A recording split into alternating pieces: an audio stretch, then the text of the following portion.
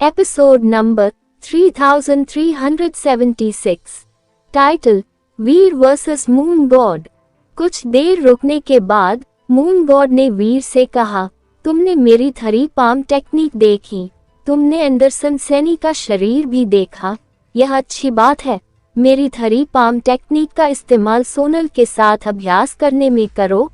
अगर वह moon break को सीख सकती है तो वह एंडरसन सेनी से लड़ सकती है, वरना जीनो टैबलेट की लड़ाई में शामिल होने की जहमत मत उठाओ।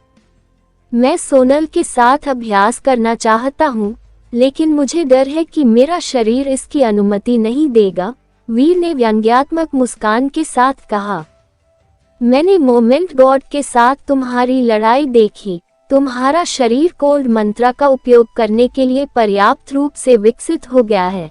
जैसे ही मून गॉड ने कहा, उसने वीर की ओर देखा। ये स्थिति समझाना थोड़ा मुश्किल है, हालांकि मेरे शरीर में एक समस्या है। मैं अपनी जरूरत की ताकत तभी इस्तेमाल कर पाता हूँ जब कोई विरोधी शक्ति मुझे उकसाए। आमतौर पर मैं बिल्कुल हानिरहित रहता हूँ, वीर ने उसे स्थिति समझाई। जब मून गॉड ने उसकी बात सुनी तो उसने सख्ती से भौहें चढ़ाईं और वीर को देखती रही। आखिरकार उसने कहा, तुम्हारा कहना यह है कि जब तुम किसी ताकतवर से लड़ते हो तो तुम ताकतवर होते हो, यानी अगर दुश्मन ताकतवर है तो तुम भी ताकतवर हो जाओगे। मुझे लगता है मेरा यही मतलब था, वीर ने सिर हिलाकर पुष्टि की।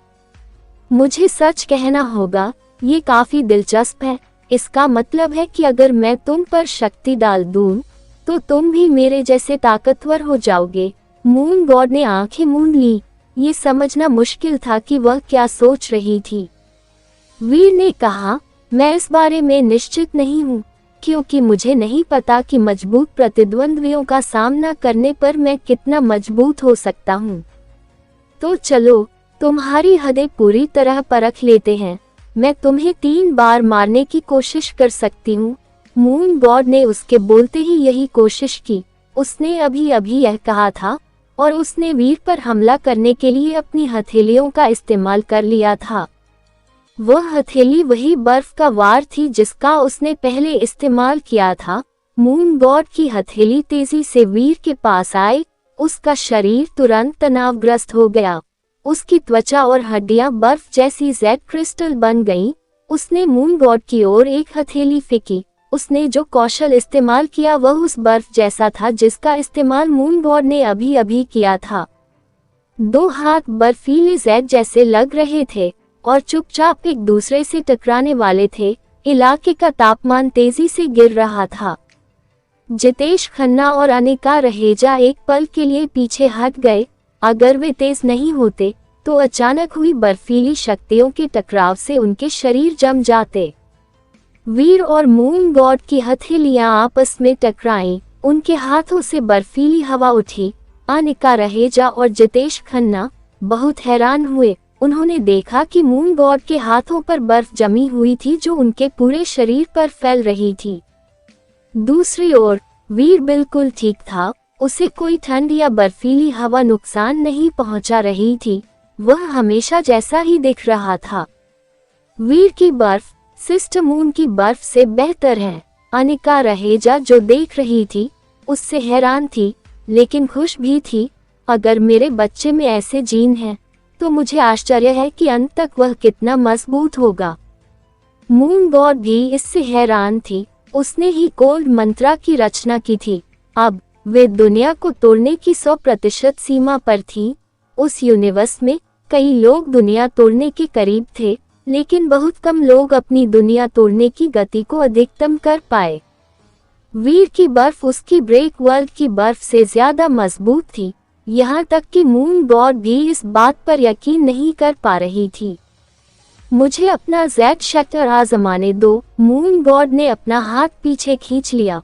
उसके दूसरे हाथ की हथेली वीर पर वार करने के लिए दौड़ी। उसने अपनी शक्ति का उत्पादन बहुत कम कर दिया ताकि किसी को भी जेड हाथ में कोई शक्ति महसूस न हो। मून गॉड का जेड शटर मुक्त हो गया, जिससे वीर का शरीर समायोजित हो गया। उसने वही कौशल इस्तेमाल किया जो उसने किया था। वही जेड शटर मून गॉड के हाथ पर वापस आ गया। दोनों सफेद जेड जैसे हाथ आपस में मिले। शक्ति कम थी, इसलिए ज्यादा हलचल नहीं हुई। दोनों हाथों के बीच जगह का एक टुकड़ा ढह गया। कचचाक, मून गॉड के जेड हाथ में दरार आ गई थी। वह टूटने ही वाला था, फिर भी वीर के हाथ बिल्कुल ठीक थे। यहाँ तक कि उसकी जेड शटर शक्ति भी सिस्टर मून से ज्यादा है। अनिका रहेजा इस बात से सचमुच हैरान थी। मून गॉड भी चौंक गई। वह पीछे हट गई और अपने हाथों को देखा। उसके हाथों में कुछ छोटी छोटी रेखाएं दिखाई दी। अगर वह आगे बढ़ती रही तो वीर की प्रतिरोधक शक्ति से उसके का हाथ जरूर चकनाचूर हो जाएगा। तुम्हारा शरीर मजबूत है, अब कोशिश करो और मेरे मून ब्रेक को झेलो। मून गॉड ने भौहें चढ़ाई। उसे यकीन नहीं था कि वीर अपनी पूरी ताकत लगाकर उसे हरा पाएगा। दोनों हाथ आपस में टकराकर एक गोलाकार आकृति बना रहे थे। बीच में एक केंद्र बिंदु था जो वीर पर केंद्रित था। हाथ से बने इस घेरे के अंदर एक डरावनी शक्ति एकत्रित हो रही थी। लगभग उसी समय वीर ने भी वैसा ही किया। उसने अपने हाथों को गोलाकार में जोड़कर मून गॉड पर निशाना साधा। अब उसके हाथों में एक अजीब सी शक्ति थी। वीर और मून गॉड के बीच एक डरावनी शक्ति का विस्फोट हुआ। उनके बीच का स्थान मानो किसी अदृश्य और शांत राक्षस द्वारा निगल लिया गया हो। वे 30 फीट की दूरी पर थे। उस पल के बाद वे दोनों एक दूसरे के बगल में खड़े थे। उनके रिंग फिंगर एक दूसरे से मिले हुए थे। पिंग, मून गॉड के हाथ किसी शक्ति के जोर से उछलकर दूर जा गिरे। वह लड़खड़ाते हुए कुछ कदम पीछे हटी ताकि अपने शरीर को स्थिर कर सके। उसने वीर को अविश्वास भरी नजरों से देखा। उसके मुंह से एक शब्द भी नहीं निकल रहा था। अनिका रहेजा की सुंदर आंखें आश्चर्य से भर गईं। वीर का शरीर जितना शक्तिशाली था, उसका अपना बच्चा भी उतना ही शक्तिशाली होगा। थोड़ी देर बाद मून गॉड ने खुद को रोक न सकी और पूछा, तुम्हारे शरीर में क्या हुआ है? उसे यकीन नहीं हो रहा था कि वीर उसे उस काम में हरा देगा जिसमें वो सबसे अच्छी है। उसने कभी सपने में भी नहीं सोचा था कि ऐसा भी हो सकता है। मैं भी जानना चाहता हूँ कि मेरे शरीर को क्या हुआ। वीर ने कंधे उचका दिए। ऐसा लग रहा था जैसे उसके साथ कोई अन्याय हुआ हो या कुछ और। मून गॉड जिस तरह से अब वीर को देख रही थी, उससे लग रहा था जैसे वह कुछ सोच रही हो। उसने अनिका रहेजा को संबोधित करते हुए कहा, अनिका, तुमने जरूर उसके शरीर पर कुछ शोध किया होगा। क्या तुम्हें कुछ पता चला? परिणाम क्या है? मैंने उसके शरीर पर शोध किया था, अनिका रहेजा ने कबूल किया। परिणाम तुम्हें मुझे दिखाने होंगे। मून गॉड ने हाथ बढ़ाया। यही तो समस्या है, अनिका रहेजा ने सिर हिलाते हुए कहा। कोई निर्णायक नतीजा नहीं निकला है।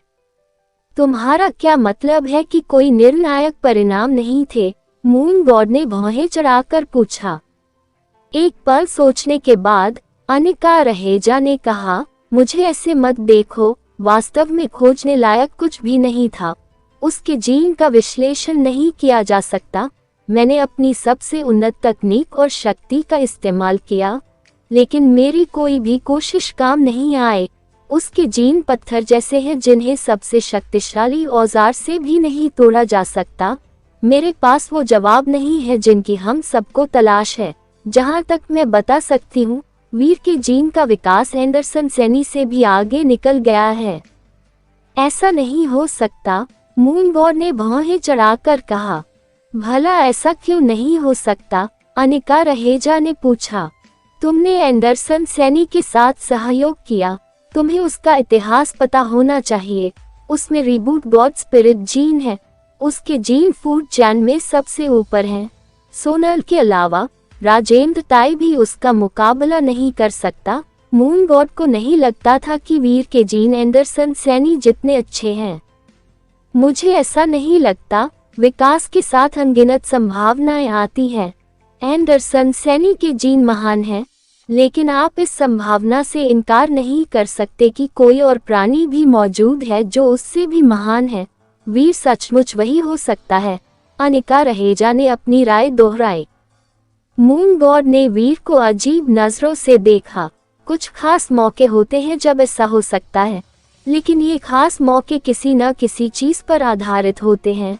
वीर में पिछले जन्म के जीन नहीं है, उसका सारा विकास इसी जन्म से हुआ है। इतने कम समय में एंडरसन सैनी से बेहतर बनना बहुत ज्यादा है।